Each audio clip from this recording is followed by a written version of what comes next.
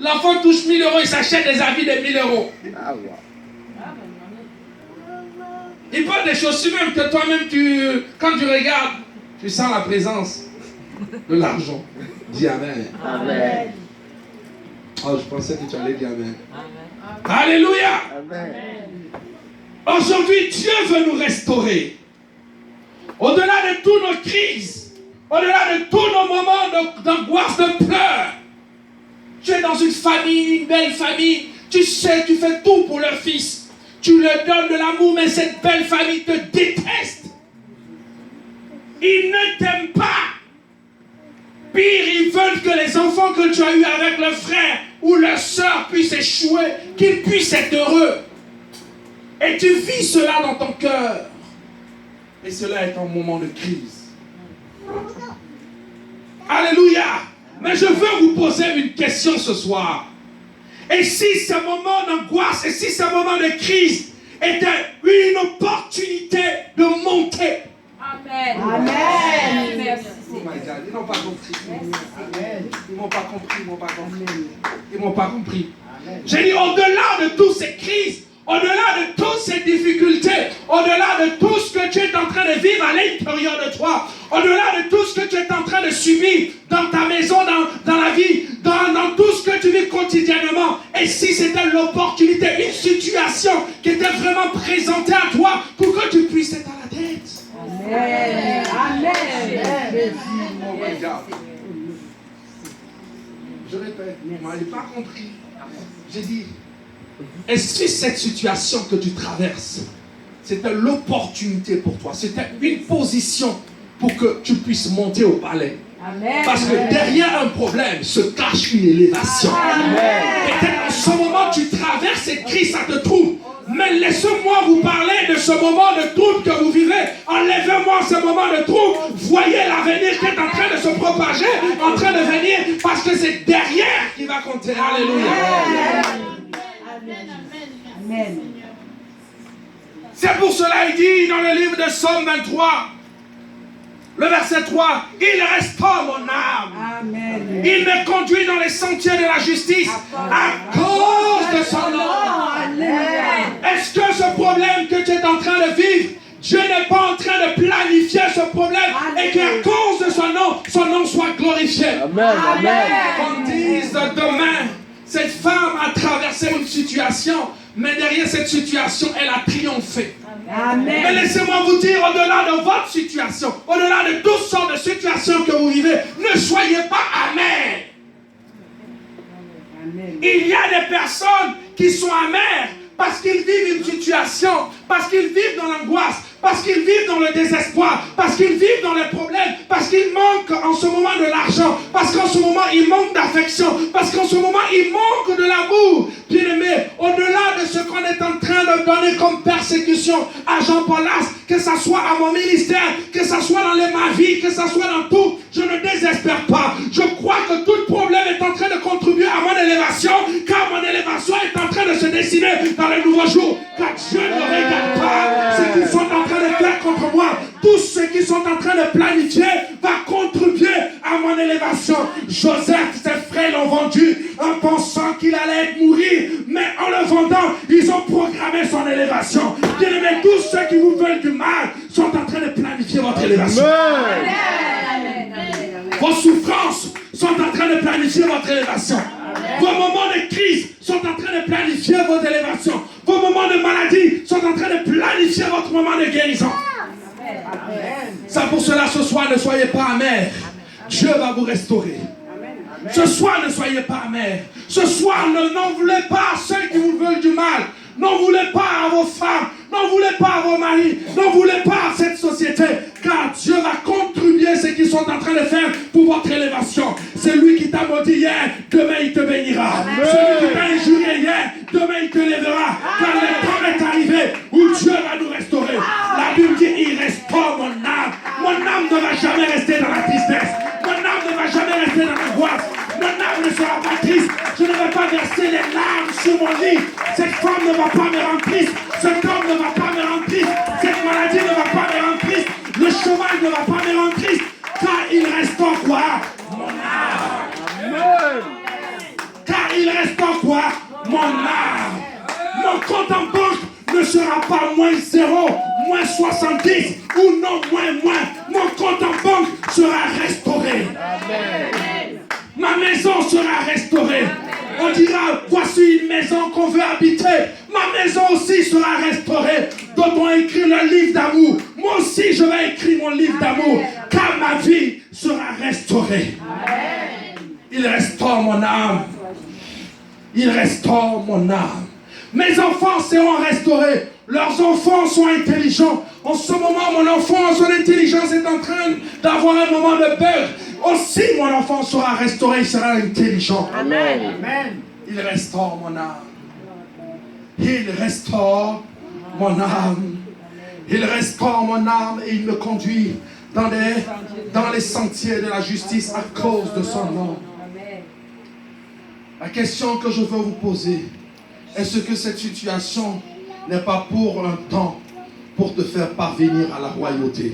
Amen. Est-ce que cette situation n'est pas pour un temps? Pourquoi être amer? Pourquoi détester la société gagnante? Pourquoi? Non, cette situation est une situation temporaire. Car elle est temporaire. Elle passera. Ceux qui vous ont accusé hier verront la gloire de Dieu sur votre destin. Amen. Alléluia. Amen.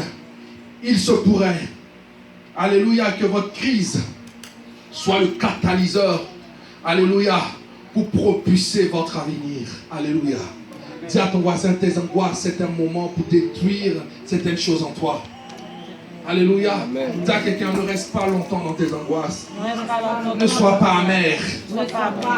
Dis à quelqu'un, laisse Dieu faire. Laisse Dieu faire. Alléluia. Amen. Dans ma vie et dans mon ministère, j'ai connu beaucoup de choses, Yannick. Dans mon jeune âge, j'ai connu beaucoup de choses.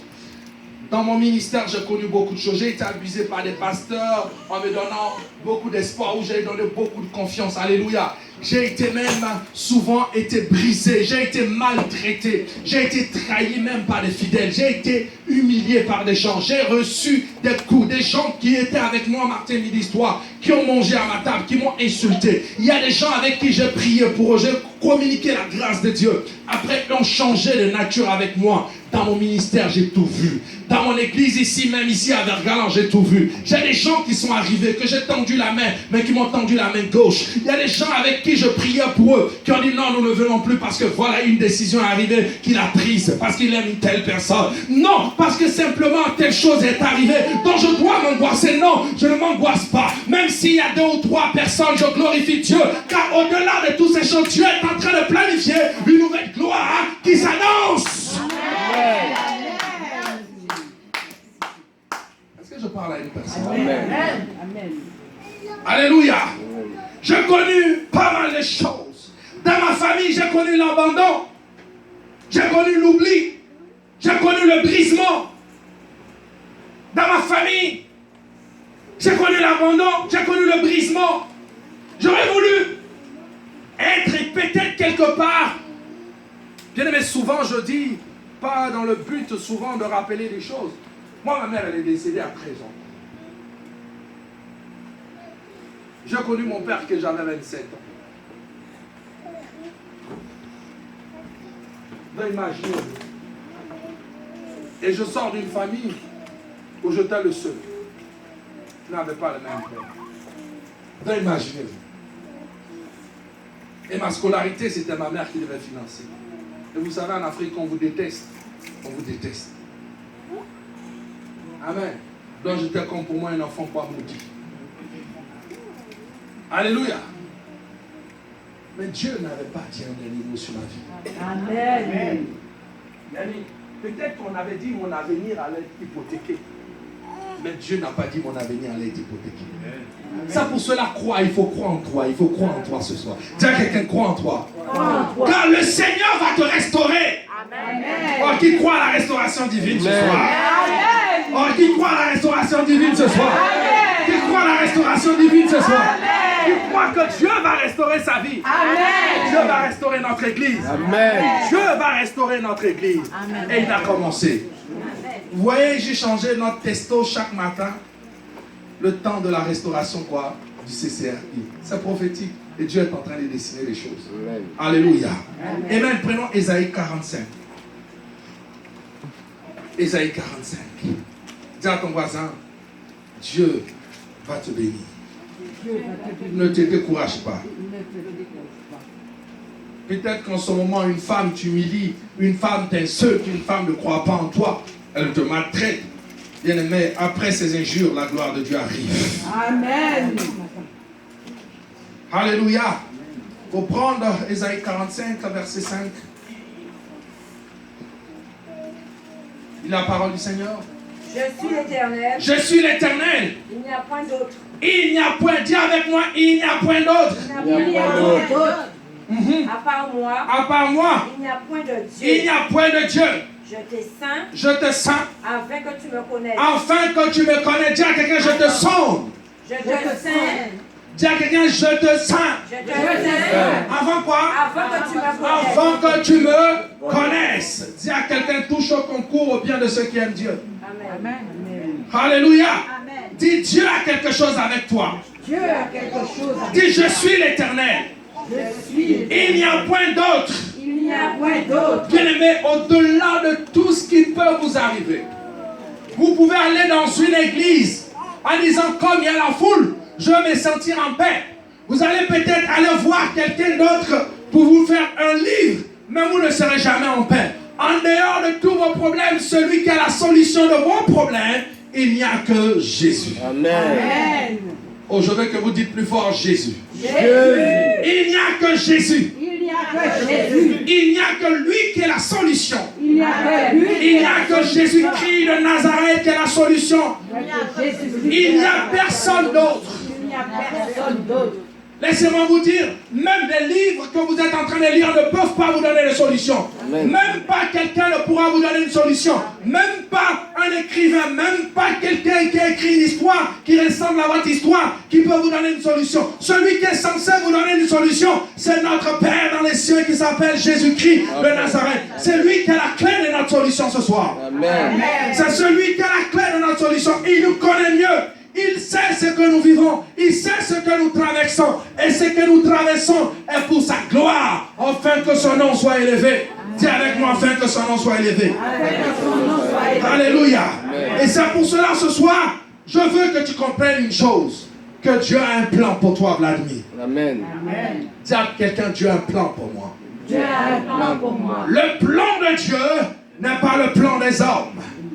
Le plan de Dieu n'est pas le plan des hommes. Alléluia.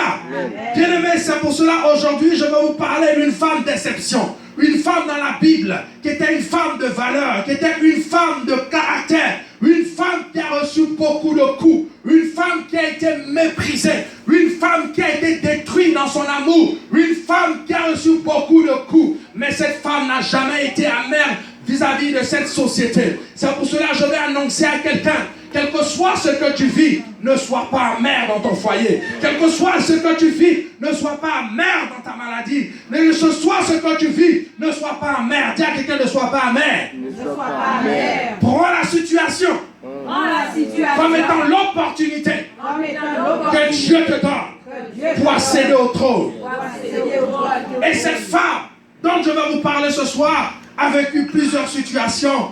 Laissez-moi vous donner son nom. Son nom s'appelle Esther. Alléluia. Quelqu'un peut dire avec moi Esther. Esther. Esther était une femme qui a vécu une histoire qui est pareille à toi, qui est pareille à la nôtre. Une histoire qui était ici, une histoire qui était une histoire d'échec, mais que Dieu a restaurée. Dis à quelqu'un, nous croyons à la restauration ce soir. Nous croyons à la restauration ce soir. Prenons le livre d'Esther, le chapitre 4. Nous allons entrer dans notre sujet du jour et nous allons prier. Le Seigneur a besoin que nous écoutons et nous parlons et nous enseignons de tels messages à certaines personnes. Vous croyez avec moi que notre Dieu nous bénira cette année? Amen. Donc vous croyez que Dieu changera votre situation? Amen. Alléluia. Amen. J'étais tellement content cette semaine, le vendredi, j'ai évangélisé, je suis parti dans des endroits que le Seigneur m'avait dit, j'étais tellement content. Dis à ton voisin, le Seigneur a un chemin pour nous. Le chemin pour nous. Alléluia. Amen. Il te bénira. La pauvreté et l'échec ne sera pas ton partage. Amen. Alléluia. Prends le livre d'Esther, Esther le chapitre 4. Et je vais vous récapituler d'abord qui est Esther. Amen. Esther le chapitre 4 à partir du verset 13 à 14.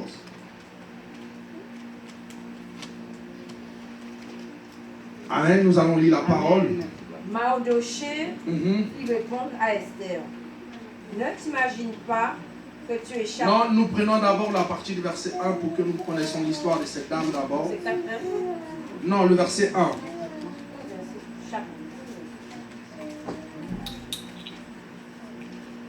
C'était dans le temps d'Assarus. C'est chapitre 4, verset 1. Chapitre 4, verset 1. Mardoché, ayant appris tout ce qui se passait, déchira ses vêtements, s'enveloppa d'un sac et se couvrit de cendres. Puis il alla au milieu de la ville en poussant avec force des cris amers et se rendit jusqu'à la porte du roi. Amen. Jusqu'à la porte du roi. Nous voyons ici dans notre entrée l'histoire d'abord du roi Assurus. Alléluia. Mais je veux que nous montons à partir du verset 2 au chapitre 2. Chapitre 2, verset 2. Chapitre 2, verset 2. Alors, ceux qui servaient le roi dirent qu'on cherche pour le roi des jeunes filles vierges et belles de figure.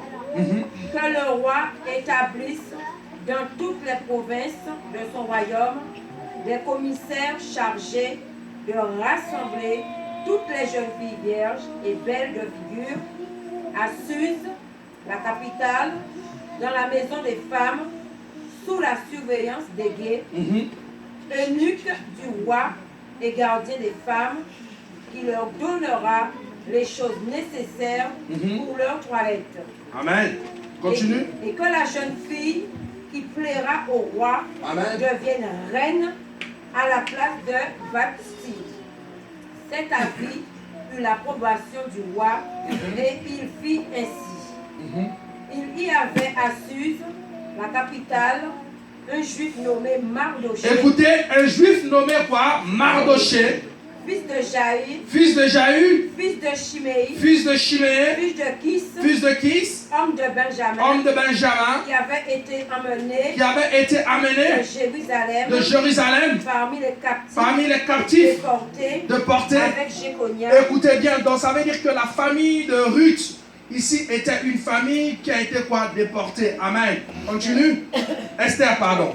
Roi de Babylone. Roi de Babylone. Il élevait Adassa, qui est Esther, fille de son oncle. Donc, le nom d'Esther a été changé. Elle s'appelait quoi? Adassa. Amen. Qui veut dire sombre. Tu comprends? Esther veut dire étoile. Dis à quelqu'un, un changement commence. Un changement commence. Dis à quelqu'un, un changement commence. Un changement commence. Dis Amen. Amen. Donc Esther, fille de son oncle, car elle n'avait ni père ni mère. La jeune fille était belle de taille et belle de figure. Arrête-toi ici. La Bible dit que la jeune fille n'avait quoi? Ni père. Ni mère. Assieds-toi. La jeune fille n'avait ni père ni mère. Et quand vous lisez l'histoire, le père d'Esther ici était mort. Alléluia. Et il faisait partie des prisonniers déportés à Jérusalem par Nebuchadnezzar. Alléluia. Donc Esther ici a vécu un temps difficile. La Bible dit, elle n'avait quoi? Ni père, ni mère. Donc elle était quoi? Orpheline. Dis à ton voisin, elle était orpheline. Donc imaginez-vous que sa vie n'a pas été une vie quoi? Oh, quelqu'un n'a pas dit plus fort. Oh, répétez plus fort. Elle n'a jamais reçu une vie quoi? Facile. Ses parents ont été déportés. Ses parents ont été même peut-être tués. Alléluia.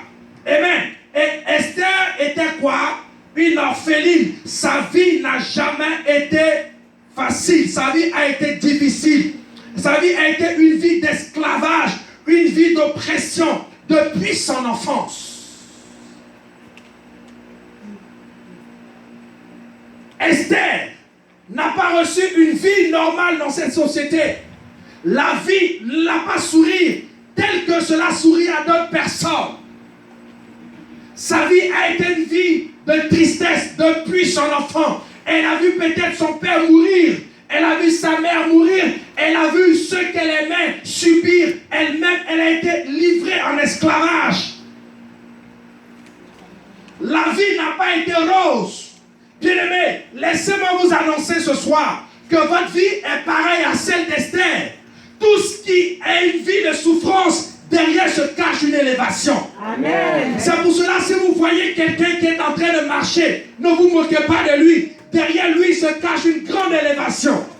Amen. Ce n'est pas parce que quelqu'un est sans maison ou il est sans papier que vous allez vous moquer de lui. Ce n'est pas quelqu'un est sans domicile fixe que vous allez vous moquer de lui. Derrière quelqu'un qui a une souffrance se cache la gloire de Dieu. Amen. Amen. Oh, quelqu'un n'a pas dit Amen. Amen. Est-ce que tu peux dire Amen? Amen. Esther a vécu une souffrance. Ce que tu vis, c'est petit. Ce que tu traverses, c'est petit.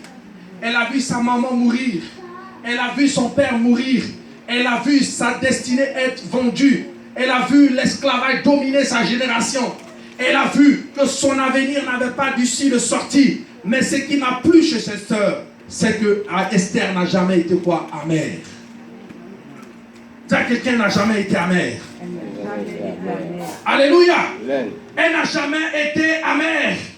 Orpheline qu'elle était, son histoire était une histoire qui était une histoire de pitié. Mais Dieu a vu que Esther, cette histoire était une histoire de restauration. Dis à quelqu'un une histoire de restauration. Dis Dieu va restaurer Esther. Alléluia. Et la Bible nous révèle ici que lorsque Esther va vivre cette situation, nous allons prendre à partir du verset chapitre 4, à partir du verset 13. Non, continue là où tu étais, pardon, excuse-moi.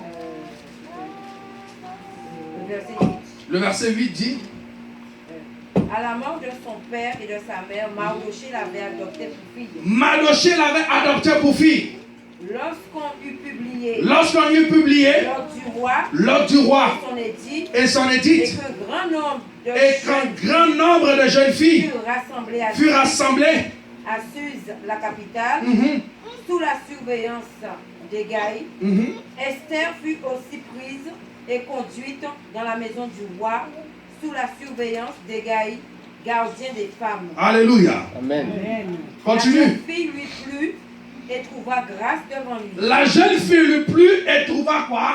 Grâce devant quoi? Oui. Bon, imaginez-vous. Laissez-moi vous parler clairement. Elle a été adoptée par son oncle. En réalité, c'est son cousin. Amen. Mardoché. Et son histoire a été une histoire compliquée. Et elle apprend qu'il y a une telle histoire qui s'est produite dans la cour d'un roi. Et on vient dire Esther. Elle regarde, on dit Esther. Imaginez-vous, innocente qu'elle était, elle va dire qu'est-ce qui se passe encore? Alléluia. Amen. Mais vous savez, elle n'a jamais été amère. Amen. Et lorsqu'on lui propose d'aller parmi ces femmes qu'on a sélectionnées, la Bible dit qu'elle trouva quoi? Grâce. Dis à quelqu'un, elle trouva grâce. Dis à quelqu'un, ceux qui ne sont pas amers, qui prennent la situation du bon côté, trouvent grâce devant les hommes. Vous savez, les difficultés ne doivent pas déformer votre visage. Amen. Ce n'est pas parce que je viens voir certaines personnes qui ne sont pas venues aujourd'hui que je serai triste. J'ai jamais été triste depuis que je prêche avec vous. Vous m'avez déjà vu triste? Non. Alléluia. Dis à ton voisin, ne sois pas triste. Ne sois pas triste. Dis, ne sois pas triste. Ne sois pas triste. Dis à Manafretas, ne sois pas triste. Ne sois pas triste. Alléluia. Amen. Est-ce que vous comprenez? La situation ne doit pas vous rendre triste, Blackme. La situation doit vous fortifier. Amen. C'est pour ça que le jour où vous n'avez pas, vous devez bien vous habiller. Le jour où votre mari vous persécute, vous devez bien vous habiller. Vous devez aller au salon. Vous devez bien faire vos ongles. Vous devez bien faire vos cheveux.